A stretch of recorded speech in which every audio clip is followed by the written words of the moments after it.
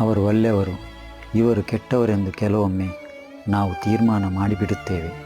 ಇಷ್ಟಕ್ಕೂ ಒಳ್ಳೆಯವರು ಮತ್ತು ಕೆಟ್ಟವರೆಂದು ನಿರ್ಧರಿಸುವುದು ಹೇಗೆ?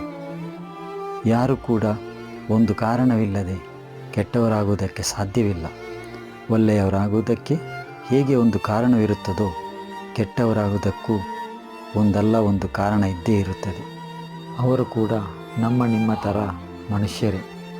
ಅವರು ಕೆಟ್ಟವರಿಗೆ ಆಗುತ್ತಾರೆ ಎಂದರೆ ಅವರ ಮನಸ್ಸು ಯಾವುದೋ ಕಾರಣಕ್ಕೆ ಘಾಸಿಯಾಗಿರುತ್ತದೆ. ಅವರನ್ನು ನೆಗೆಟಿವಿಟಿ ಆಕ್ರಮಿಸಿಕೊಂಡಿರುತ್ತದೆ ಮತ್ತು ಆ ಕಾರಣಕ್ಕೆ ಅವರು ಆ ರೀತಿ ಆಡುತ್ತಾರೆ. ಅಂಥವರಿಂದ ಜನ ದೂರ ಇದ್ದು ಬಿಡುತ್ತಾರೆ. ಅವರ ಸಹವಾಸವೇ ಬೇಡ ಎಂದು ಉಳಿದು ಬಿಡುತ್ತಾರೆ.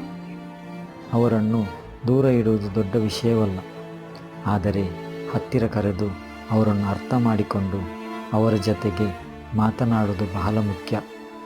ನಾವು ಯಾರನ್ನೆಲ್ಲ ದೂರ ಇಟ್ಟಿರುತ್ತೇವೋ ಅವರನ್ನು ಹತ್ತಿರ ಕರೆದು ಮಾತನಾಡಿಸಿದರೆ, ಅವರನ್ನು ಅರ್ಥ ಮಾಡಿಕೊಳ್ಳುವ ಪ್ರಯತ್ನ ಮಾಡಿದರೆ ಆಗ ಅವರನ್ನು ಬದಲಾಯಿಸಬಹುದು. ಒಬ್ಬ ಶಿಕ್ಷಕ ಯಾರೋ ಒಬ್ಬರಿಗೆ ಪಾಠ ಮಾಡುವುದಕ್ಕೆ ಸಾಧ್ಯವಿಲ್ಲ ಎಂದು ಹೇಳುವುದಕ್ಕೂ ಆಗುವುದಿಲ್ಲ.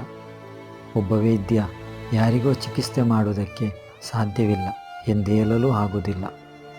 ಅದೇ ರೀತಿ ನಾವು ಸಹ ದೂರ ಇಡುವುದನ್ನು ಬಿಟ್ಟು ಹತ್ತಿರ ಕರೆದು ಮಾತನಾಡುವುದಕ್ಕೆ ಪ್ರಯತ್ನಿಸಿದರೆ ಆಗ ಬದಲಾವಣೆ ಖಂಡಿತ ಸಾಧ್ಯವಾಗುತ್ತದೆ.